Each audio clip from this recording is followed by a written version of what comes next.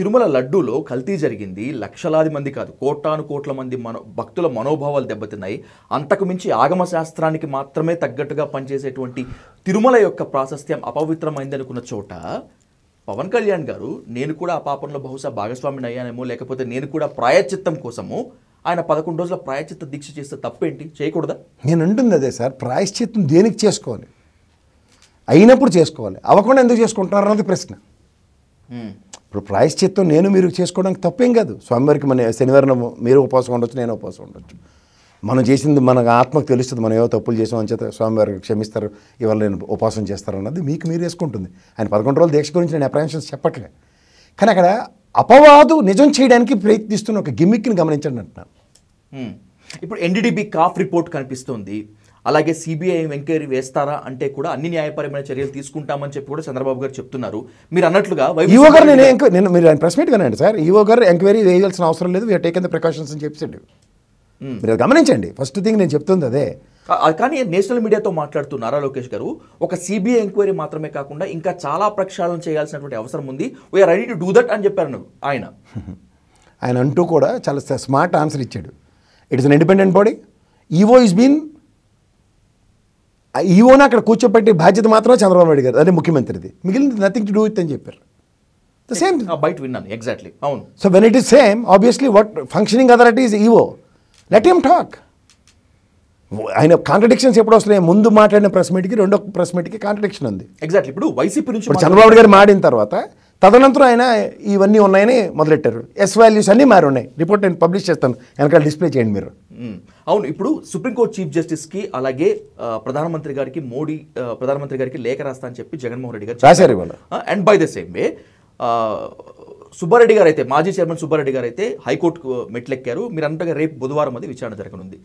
వైసీపీతో పాటు బీజేపీ నుంచి మిగతా అందరూ కూడా సిబిఐ ఎంక్వైరీ కోరుతున్నప్పటికీ ఎందుకని ప్రభుత్వం కానీ టీటీడీ ఈవో కానీ సిబిఐ ఎంక్వైరీకి ముందుకు రావటం లేదు? ఎక్కువ కాలయాపన జరుగుతుందనా, లేకపోతే సిబిఐ పనితీరు మీద నమ్మకం లేకనా, కాలయాపన జరిగి ప్రజల మనోభావాలు దెబ్బతింటాయి తప్పితే నిజాలు బయటికి రావు అనేటువంటి ఒక నమ్మకమా? సార్, ఇది ఓన్లీ ఒక టైం వేస్ట్ కార్యక్రమానికి తెరలేపుకున్నారు. ఇంకొక నేను చెప్తున్నాను, వెనకాల వైజాగ్ స్టీల్ ప్లాంట్కి ఇది ఒక 4 రోజుల పాటు టైం పాస్ కార్యక్రమం. అయితే నేను కూడా చెప్తాను, బీజేపీ పరంగా మాడాలంటే భాను ప్రకాష్ రెడ్డి గారు మా మిత్రుడు ఉన్నాడు, ఆయన తిరుపతిలోనే ఉంటాడు. టీటీడీ చాలా యాక్టివ్గా ఉంటాడు. టీటీడీ కాదు, తిరుపతిలో దర్శనాల్లో కూడా కదా. ఎవరు ప్రధానమంత్రులు వచ్చినా ఎవరు వచ్చినా ఆయన ఫస్ట్ ముందు పరిగెడతారు. తిరుపతిలోనే ఉంటాడు most of his valuable time. అవును.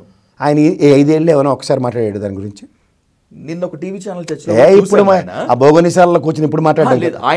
ఆయన కూడా సిబిఐ ఎంక్వైరీ అడిగితే సిబిఐ ఎంక్వైరీ చేయాల్సిన అవసరం లేదు అంటున్నాడు ఆయన. నేను అదే చెప్తున్నా. ఒక్క విషయం మీరు గమనించండి సార్, ఇన్ని కబుర్లు చెప్తున్నారు కదా, గతంలో ఈ పర్చేజింగ్ కమిటీలో ఉన్న వాళ్ళు ఎవరు తెలుసా?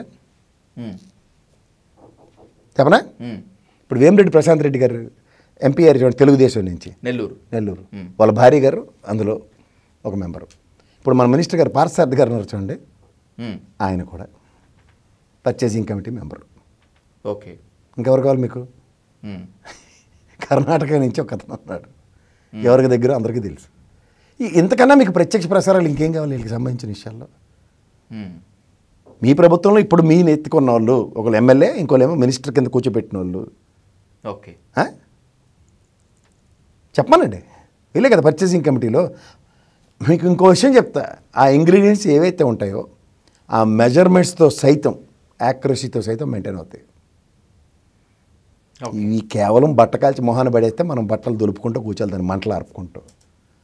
అక్కడ చూడండి, ఇంత చదువుకుని శనగపిండి దోరగా వేయిస్తారట, దాంట్లో నెయ్యి వేస్తారట, నెయ్యి వాసన వస్తుందట అని ఇలాంటి వంటలక్కల కబుర్లు మాడుకోవాల్సి వస్తుంది. మీరు, నేను సీనియర్ జర్నలిస్ట్ ఏంటి నేను.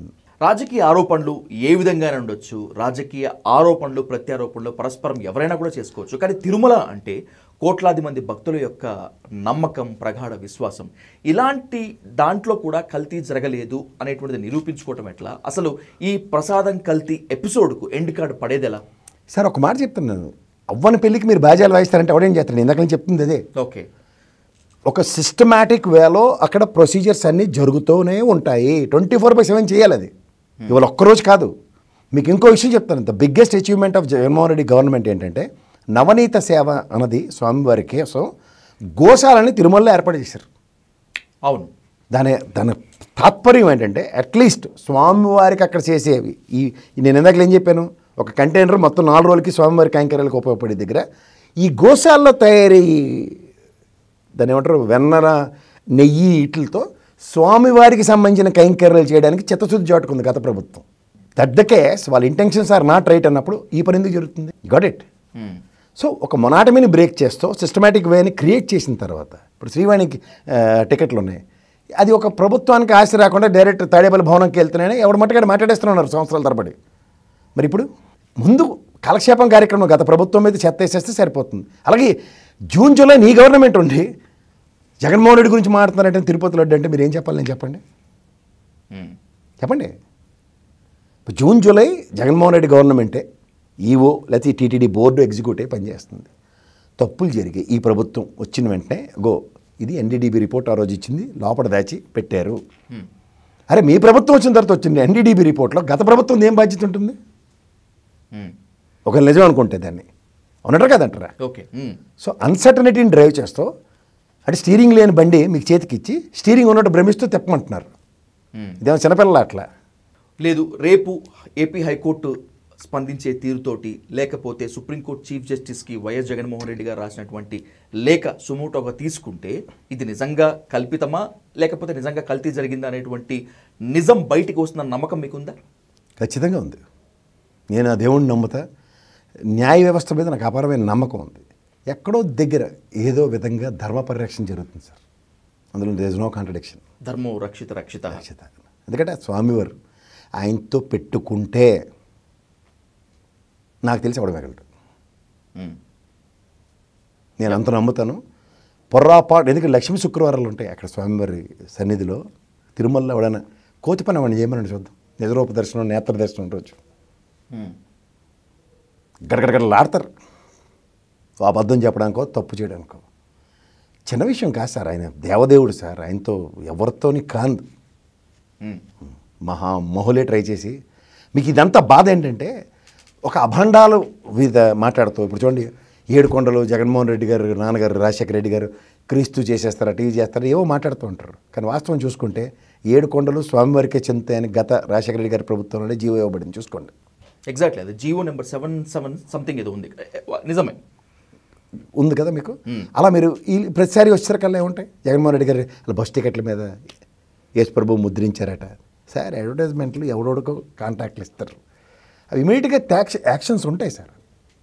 అవి ఏవీ లేనట్టు యాజ్ ఇఫ్ అన్నట్టుగా మాట్లాడితే వాస్తవాన్ని సప్రెస్ చేయడానికి యాజ్ ఇఫ్ అని మాట్లాడుతుంటారు. నలుగురు కూర్చుని ఒక అబద్ధాన్ని నిజం చేసే కార్యక్రమానికి గంగవేరులు ఎత్తినా సరే నిజం ఖచ్చితంగా ఎక్కడో దగ్గర చూడండి క్లరికల్ ఎర్రర్ ఉంటారు. కానీ అవే కొంపలు ముంచుతాయి. అందుకే చూడండి వాళ్ళు సోషల్ మీడియాలో జమినీ గణేష్ను శివాజీ గణేష్ను పూడినట్టు అమ్మా అని చూసారు. అది అందరికీ 2-3 ఏళ్ళు బట్టి తిరుపతి లడ్డు తినగానే ఆరోగ్యం పాడైపోయిందంట. దాన్నే మళ్ళీ మా ఇంట్లో ఇప్పుడు వచ్చినా నేను ఇంత మొక్కైనా సరే స్వామివారి ప్రసాదిస్తాను ఆ తీర్థము.